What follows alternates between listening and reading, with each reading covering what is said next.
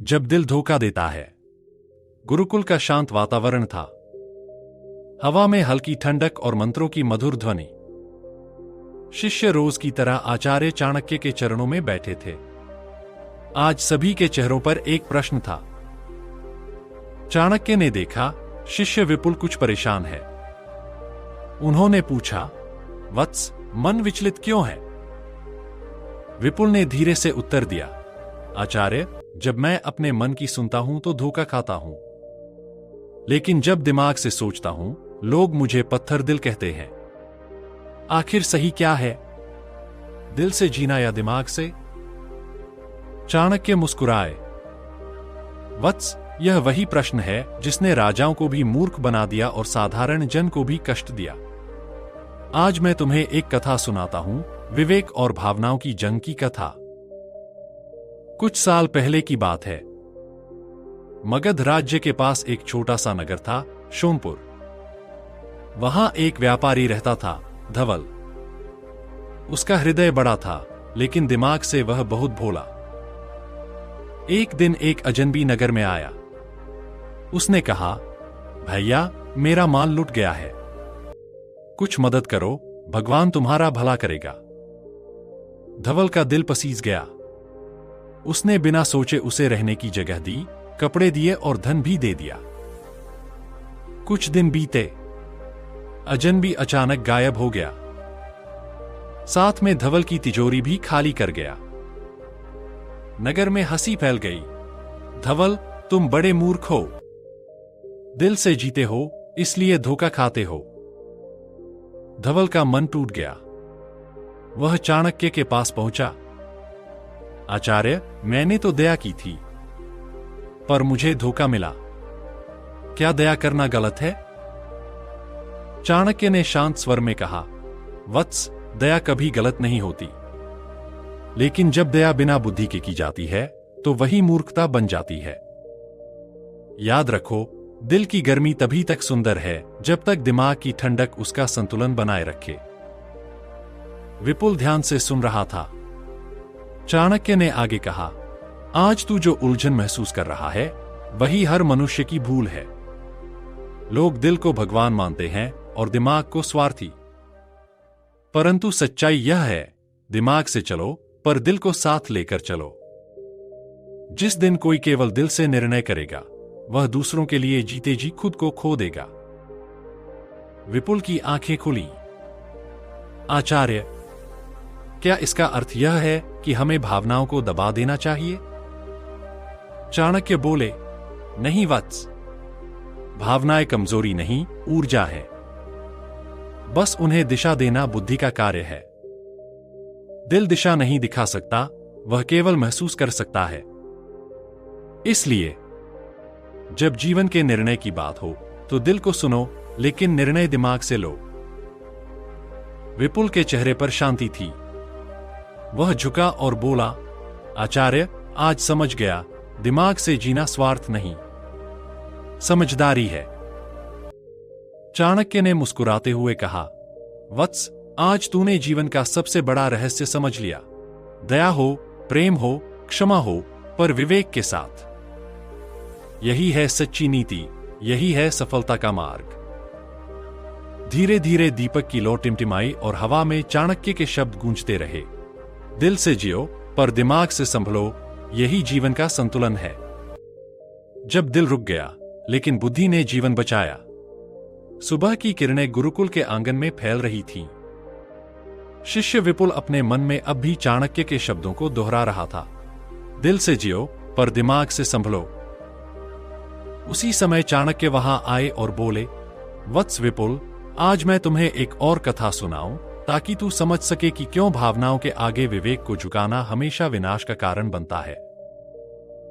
सभी शिष्य मौन होकर सुनने लगे। बहुत साल पहले तक्षशिला में एक राजा था, सिंहकेतु। राजा बहादुर था, न्यायप्रिय था, लेकिन एक दोष था, वह अत्यधिक भावुक था। उसका हृदय कोमल था, परंतु निर्णय में कठोरता की कमी थी। एक दिन उसके दरबार में एक व्यक्ति आया जो कहता था कि वह राज्य का शुभचिंतक है। उसने राजा से कहा, महाराज, आपके कुछ मंत्री राज्य के विरुद्ध षड्यंत्र रच रहे हैं। मैं उनकी बातें सुन चुका हूं। राजा का दिल भर आया। यह व्यक्ति कितना ईमानदार है, राज्य की चिंता करता है। राजा ने उसे सम्मानित किया, धन दिया और उसे राज्यसभा में स्थान भी दे दिया। लेकिन कुछ महीनों बाद वही व्यक्ति दुश्मन राज्य में देखा गया। राज्य का रहस्य लीक हो चुका था। राजा का भरोसा टूटा, सेना कमजोर हुई और सीमाएं खतरे में पड़ गईं। राजा दुखी होकर चाणक्य से मिलने गया। आचार्य, मैं तो बस अपने दिल की सुन रहा था, क्या यह भी अपराध है? चाणक्य ने शांत स्वर में कहा, राजन, भावनाएं तब सुंदर लगती हैं जब वे सीमित हों। दिल कहता है सब पर भरोसा करो, पर बुद्धि कहती है पहले परखो। अगर तूने पहले जांच की होती तो यह विश्वास कमजोरी नहीं, ताकत बनता। राजा ने सिर झुका लिया। चाणक्य आगे बोले, राजन, एक शासक वही होता है जो अपनी भावनाओं का स्वामी हो, दास नहीं। जो हर समय दूसरों के आंसू देखकर पिघल जाए, वो न्याय नहीं कर सकता। याद रखो, दया, प्रेम और विश्वास तभी पवित्र हैं जब उनके पीछे विवेक खड़ा हो। जब समझदारी ने किस्मत बदल दी। गुरुकुल में अगली सुबह चिड़ियों की चहचहाहट से वातावरण गूंज उठा था। विपुल अब पहले से अधिक शांत और विचारशील हो गया था। चाणक्य ने उसे बुलाया और बोले, वत्स, अब मैं तुझे एक और कथा सुनाऊंगा, जो दिखाएगी कि दिमाग से लिया गया निर्णय ही असली सफलता की कुंजी होता है। बहुत समय पहले तक्षशिला के पास एक छोटा सा गांव था। वहां दो मित्र रहते थे, अर्जुन और मधव। दोनों बचपन के साथी थे। दोनों में एक समानता थी, एक दिल से सोचता था, दूसरा दिमाग से। एक दिन गांव में खबर फैली कि पास की नदी के पार पहाड़ों में सोना मिला है। सैकड़ों लोग वहां भागे, अपने औजार लेकर, लालच में अंधे होकर। अर्जुन ने कहा, चलो हम भी चलते हैं। अगर थोड़ा सा भी सोना मिला तो जिंदगी बदल जाएगी। मधव शांत रहा, पहले सोचते हैं। इतने लोग पहले ही जा चुके हैं, अगर सोना सचमुच होता तो अब तक मिल चुका होता। अर्जुन बोला, तू हमेशा सोचता ही रहेगा, जिंदगी में कुछ करेगा कब? और वह जोश में नदी पार करके निकल गया। 3 दिन बीते, 5 दिन बीते। अर्जुन लौटा, शरीर पर घाव, चेहरे पर निराशा। न सोना मिला, न सुकून। मधव ने उससे पूछा, क्या मिला वहां? अर्जुन बोला, बस छलावा, सब झूठ था। मधव मुस्कुराया और कहा, जब सब दौड़ रहे हों तो ठहरकर सोचना भी एक ताकत होती है। कुछ समय बाद उसी नदी पर एक पुल बनाने का कार्य शुरू हुआ। मधव ने अपनी समझदारी से उस काम में हिस्सा लिया। धीरे धीरे उसे मेहनताना मिला, अनुभव मिला और फिर वही पुल व्यापार का मार्ग बन गया। अर्जुन, जो पहले लालच में अंधा था, अब मधव के अधीन काम कर रहा था। यह कहानी सुनाकर चाणक्य बोले, वत्स विपुल, यही अंतर है दिल से जीने और दिमाग से जीने में। जो दिल से जीता है वह क्षणिक सुख देखता है, जो दिमाग से जीता है वह स्थायी सुख बनाता है। फिर उन्होंने गहरी आवाज में कहा, बुद्धि वह ज्योति है जो भावनाओं के अंधकार को चीर देती है। जो व्यक्ति हर बात में भावनाओं का शिकार बनता है, वह दूसरों के हाथ की कठपुतली बन जाता है। और जो अपनी सोच को नियंत्रित करता है, वह अपनी किस्मत का निर्माता बन जाता है। विपुल ने पूछा, आचार्य, क्या इसका अर्थ यह है कि भावनाएं गलत हैं? चाणक्य ने मुस्कुराकर उत्तर दिया, नहीं वत्स, भावनाएं जीवन का रस हैं, परंतु जब वे बुद्धि पर हावी हो जाए तो वही रस जहर बन जाता है। समझदारी यही है कि दिल को सुनो पर निर्णय दिमाग से लो, क्योंकि जो व्यक्ति हर स्थिति में ठंडे मन से सोच सकता है वही जीतता है। संध्या का समय था, सूर्य ढल रहा था और विपुल के चेहरे पर अब आत्मविश्वास की चमक थी। वह समझ गया था, सफलता न भाग्य से आती है, न भावना से, बल्कि सही निर्णय से आती है। जब धोखा ही सबसे बड़ा शिक्षक बना। रात का समय था। गुरुकुल के प्रांगण में चांदनी बिखरी हुई थी और हल्की हवा में पत्तों की सरसराहट गूंज रही थी। विपुल अपनी किताब बंद कर रहा था, तभी आचार्य चाणक्य ने उसे बुलाया। वत्स, कल तुझे एक कार्य सौंपा जाएगा। ध्यान रखना, इस बार परीक्षा बुद्धि की नहीं, विश्वास की है। विपुल ने सिर झुकाया। जैसा आप आदेश दें, आचार्य। अगली सुबह चाणक्य ने उसे कुछ स्वर्ण मुद्राएं दी और बोले, इन सिक्कों को नगर में जाकर व्यापारी को देना है और बदले में पुस्तकें लानी है।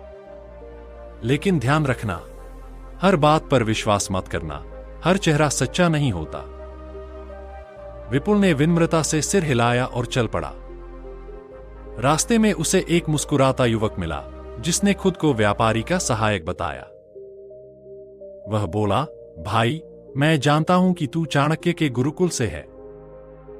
पुस्तकें यहीं पास में हैं, चल मैं ले चलता हूं। विपुल को थोड़ा संदेह हुआ, पर युवक की मुस्कुराहट और मधुर शब्दों ने उसका मन जीत लिया। वह उसके साथ चल पड़ा। कुछ दूर जाने पर युवक बोला, थोड़ा इंतजार कर, मैं किताबें लाता हूं। विपुल ने सिर हिलाया। वह युवक लौटकर कभी नहीं आया। घंटों बीते और विपुल को समझ आया, वह ठगा गया है। उसके हाथ में न सिक्के बचे, न भरोसा। शाम ढल चुकी थी जब वह वापस गुरुकुल लौटा, उदास और अपराध बोध से भरा हुआ। चाणक्य उसे देखकर बोले, वत्स, जो हुआ वही होना था। कभी कभी धोखा किताबों से बेहतर शिक्षक होता है। विपुल बोला, आचार्य, मैं आपकी बात भूल गया। उस व्यक्ति पर भरोसा कर लिया। चाणक्य शांत स्वर में बोले, वत्स, याद रख, जीवन में दो लोग तुम्हें सबसे ज्यादा सिखाते हैं, एक जो तुम्हें सच्चा प्रेम देता है और दूसरा जो तुम्हें धोखा देता है। पहला सिखाता है कि भरोसा क्या होता है, दूसरा सिखाता है कि किस पर नहीं करना चाहिए। फिर वे आगे बोले, हर मुस्कान में सच्चाई नहीं होती, हर शब्द में ईमानदारी नहीं होती। बुद्धिमान वही है जो लोगों को परखे, पर बिना कटु हुए, बिना कठोर बने। उन्होंने विपुल के कंधे पर हाथ रखकर कहा, वत्स, जब कोई तुझे धोखा दे तो गुस्सा मत करना, क्योंकि उसने तुझे वो सिखाया जो कोई गुरु नहीं सिखा सकता, पहचानने की कला। विपुल की आंखों में आंसू थे, पर भीतर एक नई समझ जन्म ले चुकी थी। वह बोला, आचार्य, अब मैं समझ गया। दुनिया को बदलने से पहले खुद को समझना पड़ता है। चाणक्य मुस्कुराए, बिल्कुल सही।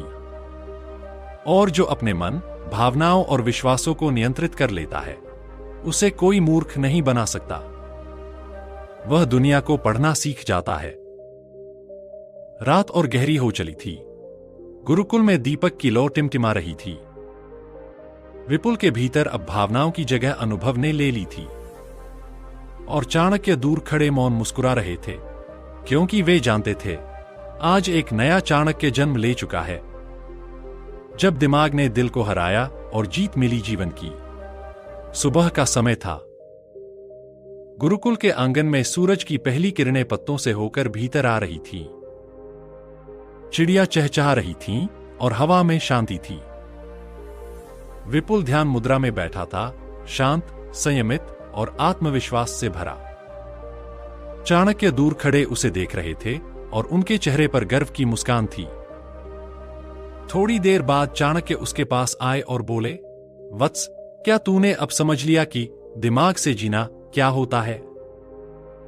विपुल ने आंखें खोली, मुस्कुराया और बोला, हाँ आचार्य, अब मैं समझ गया हूं कि भावनाएं सुंदर हैं, लेकिन जब वे नियंत्रण से बाहर हों तो वही हमारी हार बन जाती है। चाणक्य ने गहरी आवाज में कहा, वत्स, ये संसार एक शतरंज है। यहां हर कोई अपनी चाल चलता है। जो दिल से खेलता है वह हारता है, जो दिमाग से खेलता है वही जीतता है।